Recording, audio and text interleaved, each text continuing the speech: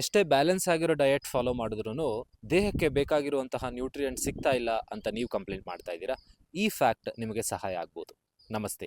GSP Yogashala 40 ದಿನದ ಅನುಷ್ಠಾನದ 20ನೇ ದಿನಕ್ಕೆ ಆತ್ಮೀಯವಾದ ಸ್ವಾಗತ. ತಿಂದನ್ನ ಮೈಗೆ ಹತ್ತಲ್ಲ, ಈ ಹಳೆ ಮಾತನ್ನ ನೀವು ಕೇಳಿರ್ತೀರ. ಅಂದ್ರೆ ಏನನ್ನ ತಿಂತೀವೋ ಅದು ಡೈಜೆಸ್ಟ್ ಆಗದೆ ಯಥಾವತ್ತಾಗಿ ಎಕ್ಸ್ಕ್ರೀಟ್ ಆಗೋದನ್ನ ತಿಂದನ್ನ ಮೈಗತ್ತಲ್ಲ ಅಂತ ಹೇಳ್ತೀವಿ. ಅದೇ ಮಾಡರ್ನ್ ಸೈನ್ಸ್ ನಲ್ಲಿ ನ್ಯೂಟ್ರಿಯೆಂಟ್ಸ್ ಅಬ್ಸಾರ್ಬ್ ಆಗ್ತಿಲ್ಲ ಅಂತ ಹೇಳೋದು. ಯಾಕೆ ನಾವು ಸರಿಯಾದ ಡಯಟ್ ಫಾಲೋ ಮಾಡಿದ್ರೂ ಸಹ ನ್ಯೂಟ್ರಿಯೆಂಟ್ಸ್ ಅಬ್ಸಾರ್ಬ್ ಆಗ್ತಿಲ್ಲ?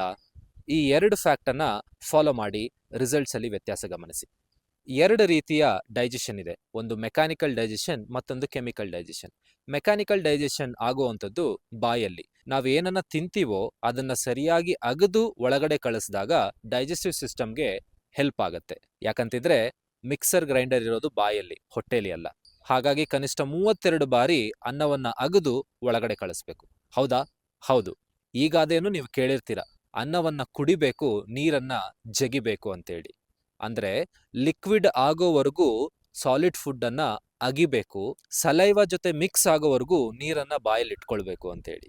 ಇನ್ನು stomach, small intestine, large intestine ಇಲ್ಲಿ ಆಗುವಂತಹ ಪ್ರೊಸೆಸ್ ಅನ್ನ ಕೆಮಿಕಲ್ ಡೈಜೆಷನ್ ಅಂತ ಕರಿತೀವಿ. ಕೆಮಿಕಲ್ ಡೈಜೆಷನ್ ಸರಿಗ ಆಗ್ಲಿಕ್ಕೆ ಹೊಟ್ಟೆಲಿ 50% ಸಾಲಿಡ್ ಫುಡ್ ಇರಬೇಕು, 25% ಲಿಕ್ವಿಡ್ ಫುಡ್ ಇರಬೇಕು, ಇನ್ನು 25% ಹಾಗೆ ಖಾಲಿ ಬಿಡಬೇಕು. ಇದ್ರ ಜೊತೆಗೆ ಹೊಟ್ಟೆ ಹಸ್ದಾಗ ಊಟ ಮಾಡಬೇಕು, ಅಥವಾ ಜಠರಾಗ್ನಿಯನ್ನ ಆಕ್ಟಿವ್ ಮಾಡಿಕೊಂಡು ಊಟವನ್ನ ಮಾಡುವಂಥದ್ದು. ಹೇಗೆ ಜಠರಾಗ್ನಿಯನ್ನ ಆಕ್ಟಿವ್ ಮಾಡ್ಕೊಳ್ಳುವಂಥದ್ದು?